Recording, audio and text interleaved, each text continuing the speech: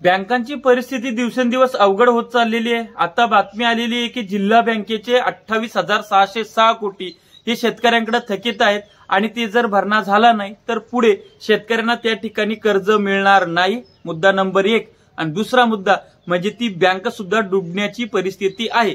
चला सविस्तर बोलूयात। नमस्कार, मी ज्ञानेश्वर खरात पाटील।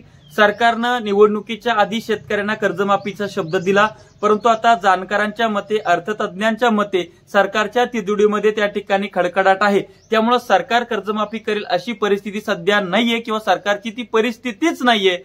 परंतु अशामध्ये शेतकऱ्यांनी काय केलेलं आहे तर स्वतःच एक आंदोलन त्या ठिकाणी सुरू केलेलं आहे। आपण वेगवेगळे आंदोलन ऐकतो, जेल भरा आंदोलन, अमुक आंदोलन, तमुक आंदोलन। त्याच्यापैकीच एक शेतकऱ्यांनी आता स्वयंघोषितच ते आंदोलन त्यांनी ठरवून टाकलेलं आहे।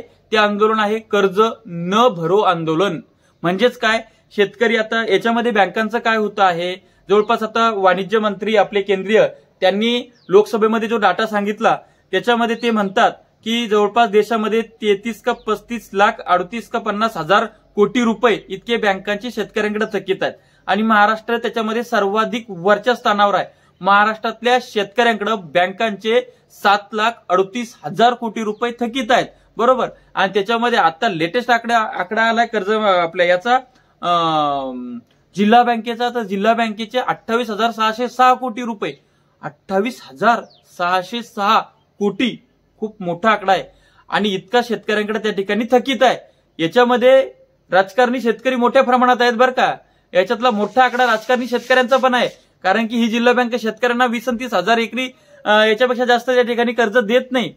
त्याच्यामुळं आता विषय असा झालाय की शेतकरी कुठलंच कर्ज भरायला तयार नाहीये आणि बँकांचं तोंड दाबून बुक्याचा मार चालू आहे। म्हणजेच काय, वरिष्ठ तिकडून प्रेशर आणतायत आणि इकडे जेव्हा ते शेतकऱ्यांना बँक मागायला जातात तेव्हा शेतकरी म्हणतात लिहून देऊ का तुम्हाला की आमचं सरकार कर्जमाफी करणार आहे म्हणून आम्ही कर्ज भरणार नाही। हे एक महत्वाचा मुद्दा आहे। आता दुसरा मुद्दा, कर्जमाफी करण्याचा म्हणजे कर्ज वसुली करण्यासाठी जर का बँकांनी त्या ठिकाणी कितीही काही केलं, किती पण प्रेशर शेतकऱ्यांवर आणलं तर त्याच्याकडे तितके पैसे नाहीत त्या बँकांचे भरायला, बरोबर। जर त्याच्याकडे तितके पैसे असते तर त्यानं कर्जमाफीची मागणीच केली नसती, बरोबर।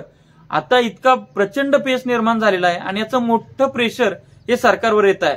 आता सरकारला याच्यातून तोडगा काढल्याशिवाय उपाय त्या ठिकाणी नाहीये। कारण काय आहे, ठीक आहे, सरकार त्या ठिकाणी टोलवाटोली करू शकतं, सरकार इग्नोर करू शकतं पत्रकारांना किंवा शेतकऱ्यांना किंवा विषय लुटून नेऊ शकतं, बरोबर। परंतु आता फेब्रुवारी महिना आहे, उद्या मार्च महिना लागेल, अर्थसंकल्पीय अधिवेशन होईल, विरोधक घेरतील आणि त्याच्यानंतर जेव्हा आखाड तोंड येईल, आषाढ लागेल, मे महिना येईल, शेतीचे कामं सुरू होतील, त्यावेळेस शेतकऱ्यांना कर्जपुरवठा होत असतो।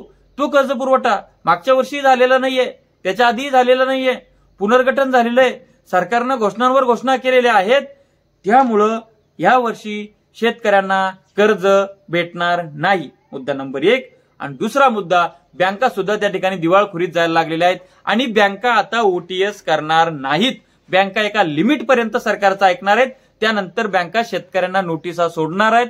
नोटिसा सोडल्यानंतर लिलाव फिलाव बाकीच्या पुढच्या गोष्टी होणार आहेत आणि त्यानंतर जन आंदोलन उभं राहणार आहे आणि मग सरकारवर प्रचंड प्रेशर येणार आहे। त्यामुळे मायबाप सरकारला माझी विनंती आहे की आताच याच्यावर तुम्ही काहीतरी तोडगा काढला पाहिजे आणि शेतकऱ्यांना आणि बँकांना वाचवलं पाहिजे। तुम्हाला काय वाटतं हे कमेंट्स करून सांगा। अशाच नवनवीन व्हिडिओसाठी, शेती माती संस्कृतीसाठी आपलं चॅनल सबस्क्राईब करा, साईडला असलेलं बेल आयकॉन दाबा। धन्यवाद। आपलाच ज्ञानेश्वर खरात पाटील।